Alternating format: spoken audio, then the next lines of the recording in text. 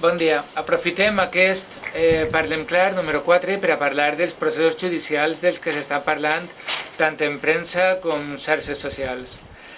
El dia 20 apareixia en premsa que se desestimava un recurs judicial de presumpta malversació i prevaricació contra Elvira García i s'obria una nova investigació de presumpta denúncia falsa de Pepe Pons.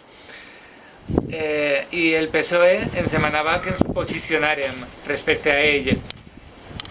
Uns pocs dies després, en el ple de maig, Elvira, per primera volta, introduïa un punt sense que es votara el resto de regidors, en la que se'ns informava de tot això. Nosaltres la informació que tenim és que, malgrat que ara sí que se'ns ha informat, no n'hi ha una actitud proactiva de transparència en temes judicials.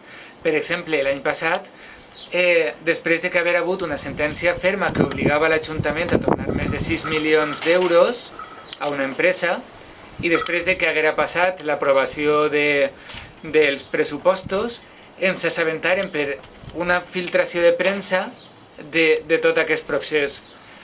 Nosaltres, respecte a Pepe Pons, que és el que se'ns demana ara que ens posicionem, el que diguem és que, primer que res, no hem tingut temps de valorar la informació que se'ns passa en el ple, perquè és molt recent, no hem tingut temps de valorar-lo en el nostre col·lectiu, i, en segon cas, la nostra tasca com a oposició és fiscalitzar el govern, i no a la resta de regidors de l'oposició.